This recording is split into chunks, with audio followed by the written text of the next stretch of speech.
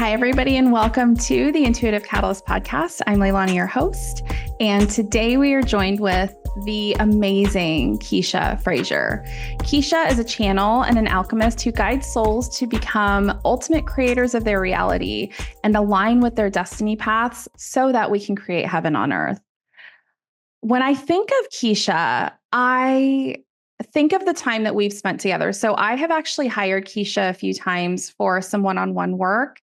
And I've described this to her. I feel like she is surgical when it comes to shadow work and the subconscious. So within 5 minutes of my first session with her, I was sobbing and I was like deeply in my shadows. And I know that that doesn't sound appealing to all people, but for me, the ways that she is able to preserve energy and time in doing the work that she does, and the fact that she is just this pure, clear, crystal clear channel, it is astounding. And it's not something that I come across very often in our world. So I had to bring her on. I hope that you enjoy this conversation as much as I enjoyed recording it with her. And I just can't wait to share all of who Keisha is with you and share a conversation with you. So with that, without further ado, I introduce my dear, dear soul connection and supporter and helper, Keisha Frazier. Oh my gosh, Keisha. Hi, welcome to the podcast. Thank you. Thank you for having me. Oh my gosh, I'm so grateful you're here. I remember the first time I saw one of your videos come through my explore page or something, my feed, and I was like, oh my gosh, it was immediate. I saw your light and your resonance in the ways that you are such a clear channel, and I'm so grateful to share you with my community. I'm going to start with our first question, which I ask every guest is, who are you? What is your big work in the world? However you want to define that. And how do you source from your intuition to do that? Heavy hitters. I know, right off the bat. I know. Okay. I love it though. I do.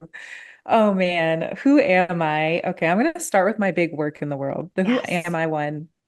That's a tough one. We're going to come back to that.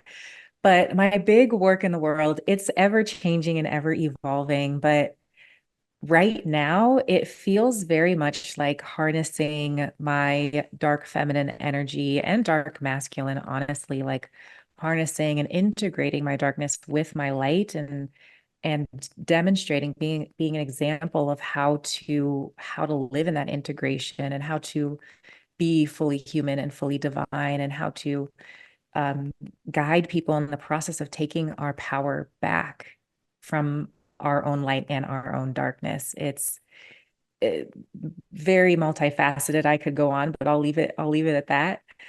And then going back to the who am I?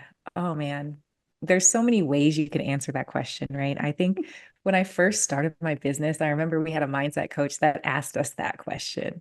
And, it was to help us dig deeper into not identifying with things. So there's always that part of me that doesn't want to answer it with identities, but I do. I in my humanness, I do want to answer with some identities. And one of them right now is I'm a warrior.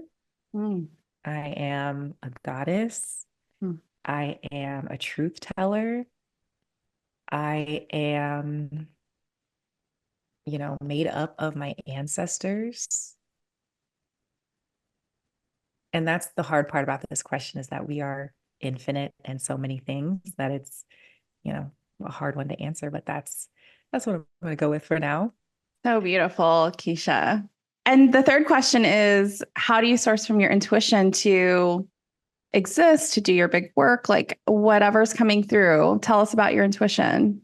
My intuition is very dynamic in that it comes through in a lot of different ways. If I am looking for clarity, then I will sit quietly and just close my eyes and feel and see what comes through. But my intuition is speaking when I'm not necessarily looking for clarity. And that, Join the club. yes, I know you too. And yeah, that will be in dreams. A lot of messages between sleep and wake happen for me. Songs will just start playing in my head. So, or I get a lot of messages through movies. Oh my gosh. Even though it's very time consuming, because sometimes my spirit team will be like, "Hey, we need you to watch this show," and there's 6 seasons, and I don't know where the message is. So I'm like, okay, Like a little season like six spirit guide finale. Easter egg hunt. Exactly. I'm like months into it. I'm like, oh, that's why you wanted me to watch this. So stuff like that. It's fun though. They keep it fun. Yes. I love that you mentioned like pop culture because there's so many messages in TV, in movies. I actually later today am recording a conversation with Josette LeBlanc, who you know, and the entire conversation is centered around the movie Interstellar. People are going to be so sick of hearing about it because I mentioned it yesterday too. We're going to talk about Interstellar and the spiritual parallels in the movie. And Ooh, it's I love like, that. why aren't we doing this? Like, why aren't we Yeah. doing this on a bigger scale? Because all that creativity really is, and creativity is required to create this art that we see. I call it art. And creativity is simply a co-creation with the divine. So why Yeah. wouldn't we be receiving information and pings and downloads while we're enjoying our favorite shows and movies?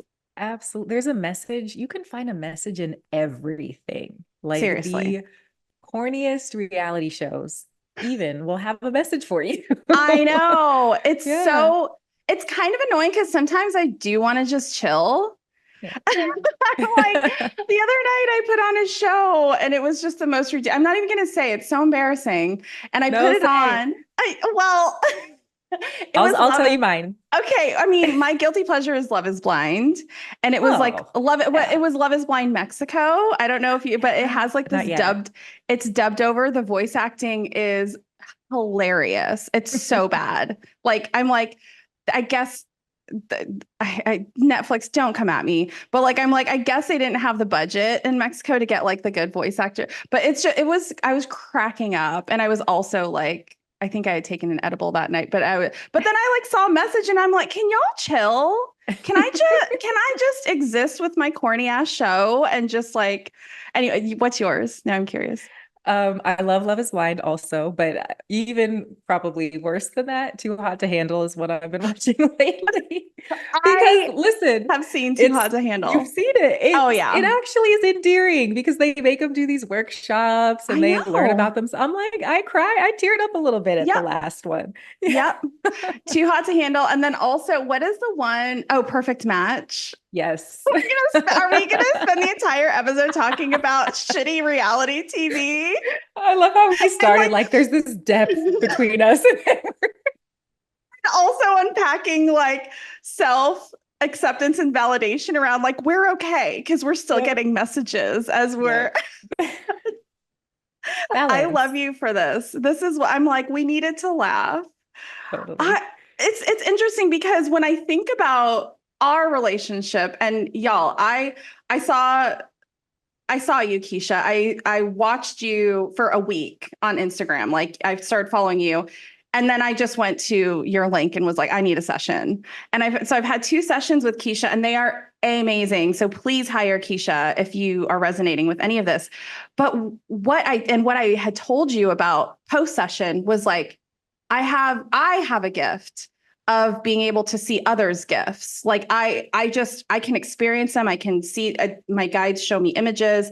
And what I saw you as is like a surgeon that can access the subconscious and like open it up in a way that can be really scary if you don't have the foundation. But ultimately, like your guides wouldn't lead you to Keisha unless you're ready for it, essentially. And you have this beautiful ability to like go straight in. So I'm a shaman. I do a lot of my work in the dream state in the subconscious realm. And so to have someone who's like, I got you, and like, let's do it while you're awake and see what happens. And I'm just like, oh my gosh, it's beautiful. So tell me a little bit about, I know you are very Scorpio. You have a lot of Scorpio in your chart, I believe. I'm a Scorpio rising. I am here for this convo. Tell us about that process. Why is it important for us to go into the depths of the darkness that exists often in our shadowy subconscious? Yeah. The importance of it is honestly that's where we source our power from. Like the parts of us that are hurting the most hold the most power. And when I say power, I'm talking about life force energy, point blank. And the best way to describe it is thinking about a hose with kinks in it or knots in it. So our traumas, this life, past life, if you believe in past lives, all of our traumas create different kinks in the hose, and it weakens our power.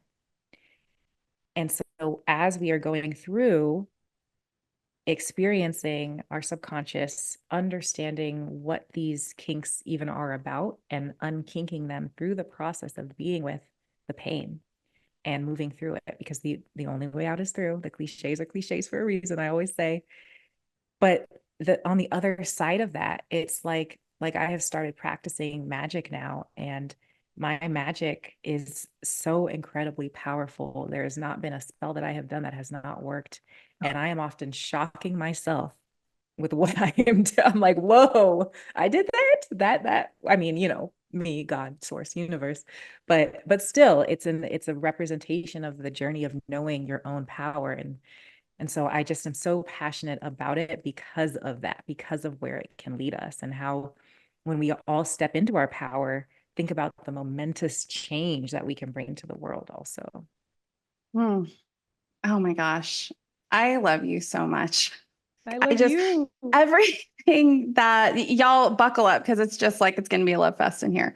So, what I am sitting with in what you said is the tension of, because I have also, I mean, I'm a shaman, so I cannot do my work without being in the shadows regularly. And I really resisted. I'm like, no, I'm just an earth angel. I'm an earth angel shaman. I'm on the light side, y'all. And then my guides were like, fuck you are, and like boom. And so what I love about what you said is that there is this tension that's required as those of us who do identify as workers who are bringing a higher vibration, bringing us into a higher frequency without bypassing the shadows. There's this deep awareness that's required around not losing ourselves in the shadow, because you are such a potent magic worker. Like I saw something you are doing like a money, and this will be much later by the time people listen to this, it's a couple months from now, but you're doing like a money magic candle. I didn't even, I was like, I don't understand it, but I'm signing up. And because I'm like, I believe so much in the power of your magic. And so tell us about the tension between like really sourcing from our very human 3D dense desires, because a lot of people could be like, "Ooh, I'm so good at magic. I'm just going to be super rich and I'm going to be, which is okay. We can all be rich and spiritual at the same time. And there are people that might be coming from a place of ego and still sourcing that power. Do you see what I'm saying? Like, how do you balance the tension of all of that? Great question. That is, I believe that is how the world is what it is today. I believe that we've got a handful of people who are in power, who are using magic really to stay in power and to hoard wealth and to keep these systems in place that keep others out of their power. So, I get this question a lot when I talk about money or I talk about manifestation. There's always somebody who's like, well, who are you to have this dream life when there are other people suffering? Or there's always this projection of shame onto us stepping into our power as manifestors. And I think that for people who are truly in our hearts And I also come from a place of, it has not always been easy for me to manifest whatever I wanted. This was something I had to Me earn neither. through the shadows. Mhm. Yeah. Mhm. So when people say that to me, I'm like, you don't know what I have been through to get to this point of Mm. realizing my power. So you're not going to tell me or shame me out of using it now. There's a reason I went on that journey. And the reason we go on that journey, and I feel like these are the people I'm speaking to, are the people who have struggled. I'm trying to get them to see that they have the power now and to teach them how to take it back. The reason that we struggle, though, is to purify the ego. It's to purify that attachment. Mm. And it's to allow us to continue to have the desire. Because that's the other thing. I've been on this journey of trying to let go of my attachment to money for 4 years. Mm. Me too. And yeah, Exactly 4 years. exactly 4 years. It's four Yeah, years to the month. Yeah. there you go. And it's not, it hasn't gone away. Okay. Or the attachment has, the desire hasn't, is what I want to say. The desire is still very, very, very much there. So I just had to surrender to that. Like, okay, this is not going anywhere and it must be here for a reason. So what if I stop trying to shame myself out of having this desire, acknowledge that it's there and understand what it's trying to show me and teach me and how it assists or facilitates my service in the world. Mm. Ah, it's so interesting that you use the word purify because that was when I was asking the question, I was feeling like a purification. It's needed, right? And there's so many. I'm just like taking notes here. And what you said about the oppressive systems. And I love that we're just like, let's talk about money. Let's talk about money for a second because it's such a misunderstood energy in our realm. And it's been so oppressed. The energy of money has been deeply oppressed here. And this is a download that I've gotten like over the last year. And so when we think about the people and the systems in place that are oppressing money, really, because they're controlling it and they're using it as a mechanism of control in our fears, the ways that we go about the world. I mean, social media itself is basically a creation that was kind of like it's all along the same oppressive energies, right? And somehow we're kind of tapping it. Like I feel like we're hacking the system right now. It's like we see the machine code of the matrix. And yeah, like this is what has been happening. And when I connect with the energy of money itself, it is so beautiful. The energy of money when I channel what they want us to know, because the energy of money is not like a singular entity, it's like multiple energies.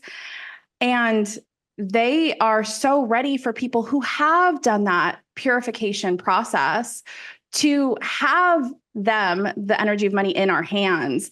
Because once we do the work, and this is not to like hype ourselves up, like I'm not trying to like pat myself on the back, it's just what is. What we need in our world, what will shift the energy of our world is people who have done the work, the shadow work to decouple their relationship to money, that basically to let go of all the ways that we've been conditioned to believe money exists here, whether that's like money is the best thing in the world or money is evil. Like those of us that have done the work to decondition ourselves, us having wealth and redistributing it is going to be a massive catalyst in shifting the energies and the frequencies of our world into something that's more holistic, something higher. You're nodding. Tell me what's coming up for you. Please tell me. Yes. No, I love hearing your take and thoughts on this because I am 100% in agreement with you. That's why I have been talking about money in the way that I have for the last couple of years. I do feel like exploring my relationship to money and teaching on what I learned through my relationship to money is a big part of my legacy. And it's for that exact reason, because we haven't seen a world where people who are centered in their hearts and believe in the collective good have had more money than the people who aren't. We It's haven't even happening. seen that yet. Yeah. It's So happening like right now. exactly. And Mm-hmm. so a lot of people can't even wrap their minds around what that would look like. And I think that's where a lot of the pushback comes from of like, well, you shouldn't even want money or focus on money, or money's not going to buy you happiness and all the things that people Yeah. say. they're missing out on this reality that we haven't seen, and we have the opportunity to. And those narratives, the like money is the root of all evil, that's the one I was like, what is the expression? Those types of narratives are as pure-hearted as those people can be and are, it's also keeping the energy of money oppressed, to not interact with the energy of money, to like push it away, to stay in suffering around our relationship to money. And when we think about like what is oppression actually look like, when we, because I say that and a lot of people are probably like, say more, like, what does that actually mean? What does that look like? What I have channeled around this is quite literally like a handful, maybe two handfuls of billionaires are like, the image that they have shown me is like they have their money, like kind of like, what is the cartoon where he has the gold? He's like the pool full of gold and he's just like swimming. You know what I'm talking about? You might be No. right. But there's like, oh gosh, this is gonna drive me nuts. But they have it locked up and they're like, I'm going to enjoy this. And what they don't understand is that like oppression breeds more oppression. Like it's not like oppression doesn't just stop like I'm just going to oppress money because I want it all for myself. It's like, no, you don't understand. And I said this to a friend recently, is like it is very difficult in the current, like I would say old earth dimension, in the old earth frequency, it's very difficult to be a billionaire and not have invoked violence to get there. Like there, like we have not up until now figured out a way for money to like be oppressed and not cause the oppression of humans, animals, plants, our planet. Like it's just this like cascading thing. And so when we talk about, okay, this is a darker energy, quote unquote, because that's what we've been conditioned to believe. How Yeah, and I guess it's not just money, but like these energies where we have so many like subconscious narratives, the darkness, the shadow. What comes up for you in terms of the everyday person listening to your conversation? Like, what does it actually look like to begin to interrogate the ways that our narratives, our conditioning has kept us oppressed, kept us out of our shadows, bypassing our shadows? Just what's coming up? What's coming up for you? I think the first step is to, it's like they say, I think they say this in AA, admitting you have a problem. The first Yeah. step, admit you have a problem, or admit that you want money, basically. Like if this conversation is resonating with you, that's the first step. Like, okay, I do have a desire for money, point blank. Then you want to pursue the desire. This is with any ego desire. I believe that our ego desires exist because they are meant to bring us on this path of evolution. We're meant to learn and grow as we pursue that desire. So the first step would be, okay, I want more money. How do I get more money? And then you start taking steps to get more money. What's going to happen then is your reality is going to start mirroring back to you the places where you are blocking money, the places where you feel scarcity, the places where you feel low self-worth. Mm. So it's not that, I mean, it will look like what you're doing isn't working, but that has a purpose. You see, Mm-hmm. that's why we want to follow these things that our ego wants. And then you do the introspection and you do the shadow work around the feelings that are coming up from being denied your desire. And you'll have a breakthrough when you're doing that shadow work. You have a breakthrough. Something in your physical reality shifts. I can't tell you the number of times. So many times this has happened where I feel like I felt attached to financial results of something in my business. And I'm crying over it. Like, why isn't this working? Why? And as soon as I shed my last tear, I look and a sale came through, almost like the universe is like, yeah, we know, we saw that. And it's like Yes. a wink or a nudge of you're moving in the right direction, facing these things within yourself. And it's like it's a carrot. It really is a spiritual carrot that is helping you evolve truly. So that's what I would say. And you just keep following that path. And with money, especially, it gets hard because the further you go in that evolution, the less you want to attach to it. and you Mhm. kind of just want to be done with it. But you have to Yes. attach, you do a little bit. You have to get the ego involved in there a little bit. Otherwise, nothing is going to happen. Nothing, you're not going to see anything move. Mm. So it's a lot of balancing different energies for sure. It's so interesting. The phrase that came up is like it's going to get worse before it gets better. It Mhm. makes me think of starting therapy. So I'm a, and you know this, but my listeners, I think they know it too, but I'm a survivor of childhood trauma. And when I started therapy in 2011, uh, I was like, oh, I'm ready to like feel better. And like, what does therapy actually mean? It's like years and years of feeling like awful a lot of times. And there were days where I couldn't get out of bed. There were days where I had to call into my professors because I was in an MBA program. I had to call into work because I just couldn't, we have to navigate the shadows in order to experience the levity of what's on the other side of letting go of these attachments and whatnot. I Yeah. really resonate with what you said about like, and then you kind of get to the point where it's like, fine, I don't need it. But then it's Mhm. like, boom, boom, boom. I feel like that's where the magic is because we're balancing, as you mentioned, like we're balancing the desire with the non-attachment. Yep, exactly.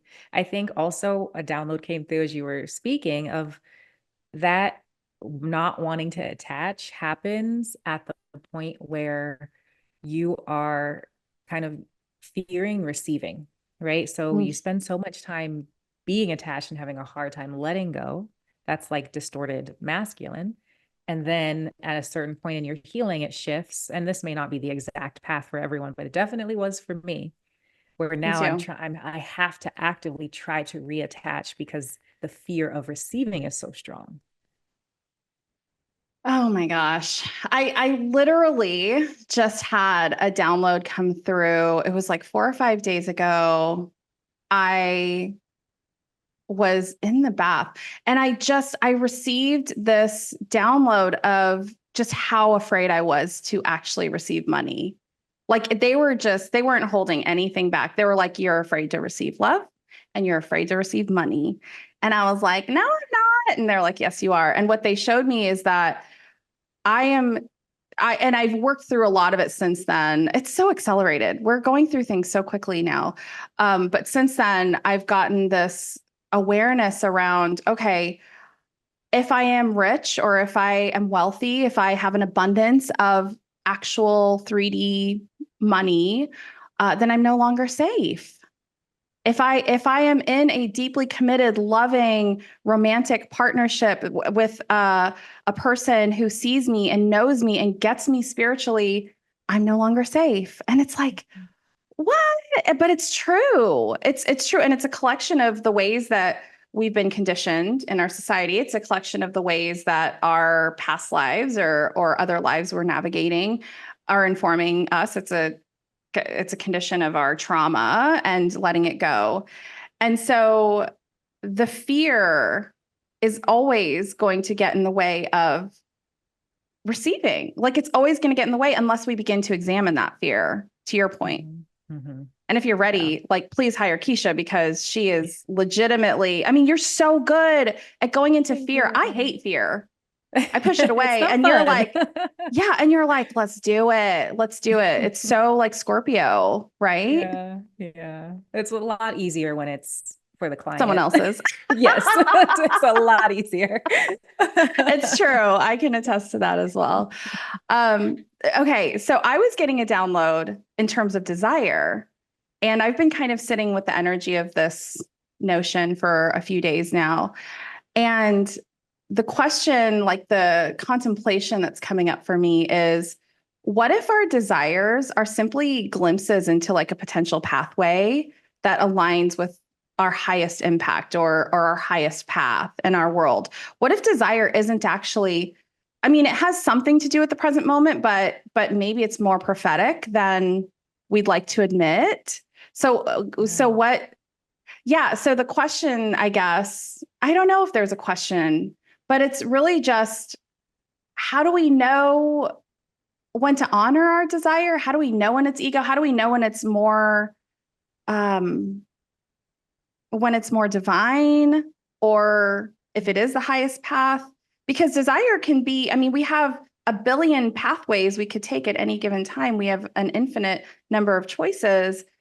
How have you reckoned with the energy of desire? And does any of that resonate with you? Yeah, absolutely. I feel like there's an inherent divinity to our desires because of the evolution pathway that I believe they're meant to take us on. So for me, it's really like those things that I just not can't let go of, but just keep coming up is a better Mm-hmm. way to put it. They keep coming up in my awareness. They keep being something that I am focused on or want to be focused on.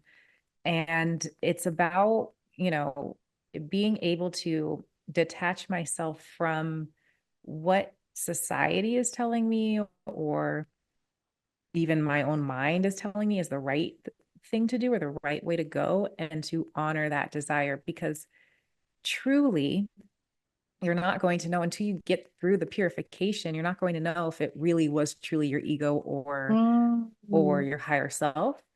And that's by design, because you got to go through wherever it's taking you, and you've got to see for yourself. And often the subconscious is at play with our ego's desires anyway, so we could think it's our higher self, but it's really our subconscious. So there's no point really in trying to Yeah, discern which one it is. Just know that you feel it and follow it and understand that there's something for you on the other side.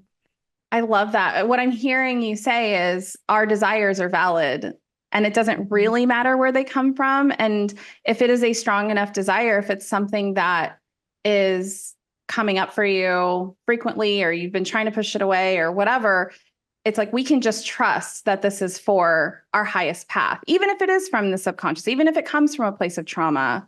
Like it's always going to lead us toward our next evolution. Yeah. Yeah, it's like imagining that you have an inner being, and your inner being knows the fastest path Mm. to your destiny, your legacy, your evolution, however you want to phrase that. And your inner being is guiding you through the sensations that you feel in your body and through your emotions. So if you surrender the mind and just follow what you feel with the inner being, you'll be on that path. The hard part about that is your inner being is leading you on the fastest path. It's not leading you on the path that society accepts and your family accepts and your Or the friends most accept, comfortable. or the most comfortable. No, it's going to lead you on the path that makes people look at you like you've lost it completely. Oh, I'm so used to that So look. It's just what yeah, it is. We have to be it we is. have to be able and willing to look audacious and crazy. Like if this is the path, if you want to be on the fastest path to whatever Yep. brings you meaning in this life, you have to be willing to unsubscribe to what people are going to think about you. Yeah. So hard. I'm saying that now, but I'm like 4 years and it's like it's hard. It's really hard. It's hard. It's not easy. It's not. But it is worth it. I say that all the time. It is worth Oh, so worth it. it. So I so now I'm sitting with this energy of like dark, shadowy, dark feminine. Like what does she have to say about all of this? Like what is the message coming through that channel for you right now? What does she need us to Yeah. know? I love this question.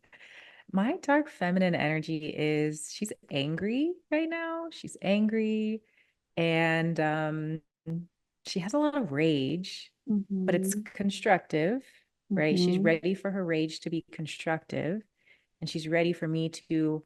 This is such a great question because I am learning as I'm Yeah. saying this. She's ready for me to give her an outlet. Ooh. She's like, okay, I am ready for my stage. I'm Ooh. ready for my channel of my energy.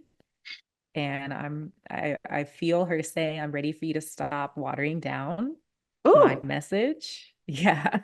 Stop filtering what I have to say through the lens of love and light. And goodness and purity. Yep. Yeah. Mm. She's like, let me come out and let me be raw. So let her, what does she have to, what does she want to say? Let's just give Oh her a little, goodness. like a little bloop. Let's give her a little stage. Well, You're so uncomfortable right now, aren't you? because it's about a very specific personal situation that I feel this rage bubbling up. But if I pull back the lens, it's really the rage is about the patriarchy, and it's about white supremacy, and it's about the systems of oppression on this planet. And it's about the gaslighting, and it's about the cover-ups that have been going on, and the people who are smiling in your face but completely lying about who they are and getting away with it. It is about, there's also rage, and this is how it's coming through, but it's not destructive rage. It's more so rage of like, I want to see you step into your full power, of the people who are not speaking their truth, who are not calling people out when they need to be, who are just, they want to keep themselves in good graces. They want to keep their mask up. So they're unwilling to do the real work that it's going to change everything that I just mentioned before. So yeah, that's what's coming through. So have you ever heard of like Carolyn Elliott's Existential Kink? I feel like maybe we talked about Oh this a little bit. yeah. So I've only read a quarter of the book, which is pretty on par for me with books. But I don't know if it's like my channeling or what. And I'm like, got my message. Bye. Same. It's like, And okay, I get it. I love us. And so what is coming up is this notion of like taboo persona. And and again, I haven't done a ton of work with Carolyn Elliott. I know she has like a really beautiful, like lots of offerings around dark feminine and just allowing yourself to be taboo. And I did some work with, again, my good friend Josette LeBlanc around taboo persona. And I let my taboo persona have her own story. Like she came through me to write her own story. It took like 2 seconds. She was so ready. And her name's Scarlett. And she is so fierce. I pure channeled her the other night because I had an edible. And so I was kind of in a state to just like kind of a trance state to just channel her. And it literally felt like fire moving through my blood vessels, like through my body. And she also had a very specific message for somebody in my life or somebody who kind of comes in and out of my life. And it was so dark. And by the time she was done talking to the energy of this person, just through the ether, and then she like exited my body, I was like, I think you could ruin my life. Like it feels like just the power behind her rage and her conviction and her like, she doesn't back down. Like Scarlett is like, oh no, we're right here. And we know we're right. And we're not going to let anyone convince us out of that. Right. Like, it's similar to what you're saying about the patriarchy and everything. And yeah, so I'm curious. I guess what is the point? Like, I guess the question that's coming through is, why do we need more, and not just women? I mean, why do we need more people in their power channeling and sourcing from this dark feminine energy? Why does it matter? Because when we're in our power, we are uncontrollable. Going back to how we started this conversation, the issue was with systems of control. So in order to break out, the ways that they control us are not just the ways that we see and that are so obvious to our physical eyes. There are ways that they're controlling us subconsciously. And one of them is through being the good girl person, being pure, being, I'll take the high road. I don't want to, I made this post about it's okay to wish karma on your enemies. Like it's okay to wish karma on the people who've hurt you. And there were so many people who had the love and light response to that. But like, the higher road is the reason why we are stuck in these systems. Continuing to be the bigger person is the reason why we maintain these systems. Yeah. Somebody has to say, no, this is wrong. And I want to see justice. I want to see this leveled out. I want to see the scales balanced. I don't want to enable the abuser by being the good one. They've created that system inside of us. So they're controlling us in ways that we think are right for us. We think this is how I want to be. That's how deep it goes. That's so profound. We need like a little bit of petty, like love and light and Yes. petty, like Yes. a little more petty, a little more fire, a little more anger. Like, can we please be a little bit angrier about what we're seeing in our world, about the genocides and all of it? Can we be a little bit more disgusted and disturbed by it all? And yeah, and just kind of exist in that place. Can we create from that place, that fire? It's so profound. Yeah. And necessary. What does your dark feminine want us to know about our shadows, about our darkness? I often, have you seen Bird Box? Is it called Bird Box? Is that the one where they're blindfolded and Yes. yeah, I saw it a long time ago, but tell me. Yeah. So it's, they have to wear these blindfolds. They can't open their eyes because if they do, they see this scary monster that makes them Go crazy, right? Yeah. Yeah. And I think it makes them die. It makes them go to their deaths or something like that. Right. So there's this meme from Bird Box, and it's an image of this guy holding this woman's eyes open because he was trying to kill her. And so I often reference this meme in terms of shadow work and the shadow worker in relation to the people that the shadow worker is working with. Like, open your eyes. I'm going to hold them open for you and look at what you don't want to see. Oh, Because it's obviously not fun when you're in the depths of your shadows, when you're at the core of your psyche and your core wounds and you're facing them. It's not fun, but that not fun portion only lasts for a few moments. right.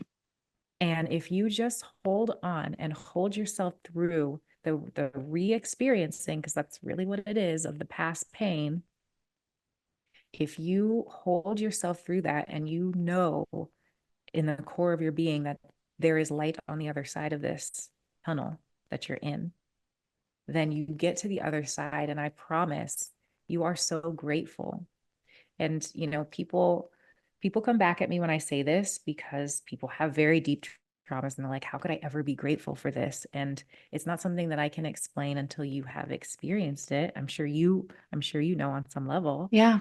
Yeah. And it's just the reason that you're grateful is because you see all of the aspects of your consciousness that were suppressed by you holding on to that trauma. And you see now all of the aspects of your power that are coming back because you've moved through it. And it's like, I'll take the power that I gained from being smear campaigned and emotionally abused and spiritually abused by a narcissist. I will take the power that I gained from that over not having to face that at all.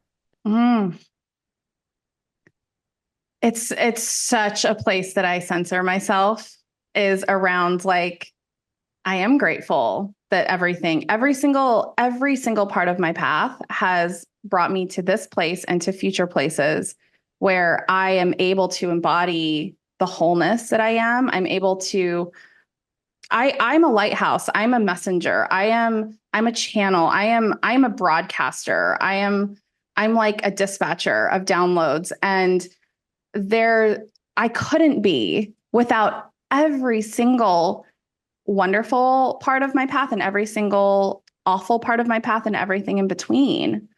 And it's such an interesting concept to think like, okay, let's just like peel our eyes open and look at it, because when we think about the fear, the bird box analogy, the parallel is so on point, because we do die. We do die when we force ourselves to descend into our shadows, but it's not a death that like will kill us on any like detrimental level I mean, I'll just say generally, it's an ego death. It's a death of who we once were. It's an identity death. It's letting go of who we've always known ourselves to be.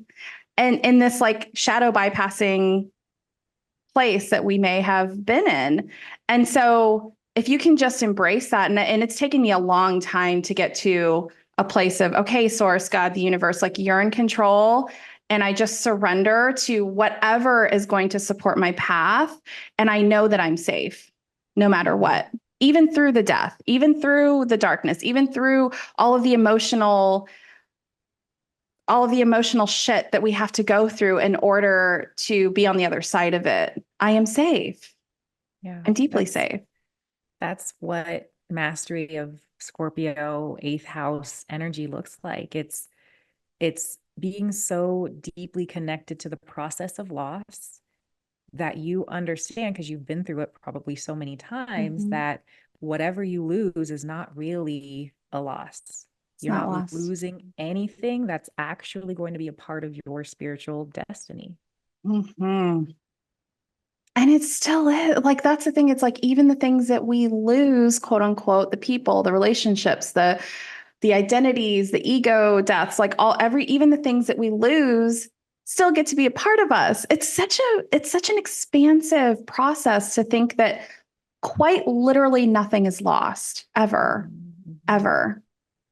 I mean, they're saying, okay, but there is one thing to note about this is the only loss that really matters in our timeline, our dimension, whatever, is a loss of self, is a loss of like us owning our power. That's like the greatest loss. That's the only loss that matters, is standing in a place of inauthenticity, of abandoning ourselves. And I just got full goosebumps. Like, that is the only loss that matters. And we must resist that loss at all costs, is what I'm hearing. Yes, I feel that so deeply. There's something about the spiritual journey that is so inherently selfish. And I want to like caveat that and be like, not selfish in the way, but we need to reclaim the word selfish, because totally, when you're connected on your spiritual path, you are going to be very selfish, but your selfishness is in service of the greater good. You following what you desire, you following your heart, you knowing yourself, that is of service to the greater good, naturally. Right. And and they're saying it's not even just what you produce or what you do with that. It's not the services you put out or the art that you put out. It's like quite literally I've said literally so many times, but it's true. Your energy, your frequency shifts our collective when you begin to choose your radical authenticity, when you begin to align with the calling of your soul and your heart space. It quite literally changes the chemistry of the 3D experience around us. And then the opposite is true also. When we play small, energy is always like moving. And the moments where we abandon ourselves are also moving us in a direction that is not necessarily for the highest good. Right. It's definitely not for your highest good, but your resonance is also bringing us in another direction, which is fine, because sometimes we have to be there. I self-abandoned so much in my journey, and it was deeply necessary. And I know better. My guides are like, you know better now. It's not a choice that I can make anymore. Right. Yeah. Well, I love you so much. Somehow we're already out of time. And so fast. I know. I'm like, I just appreciate you so much. I'm so grateful.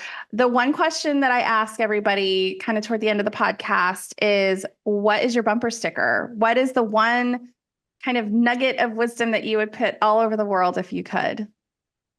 Oh, these questions are so good. I should say, for any astrology people, I have Mercury in Libra. So decision making, Libra is not known for making decisions. That's such an understatement.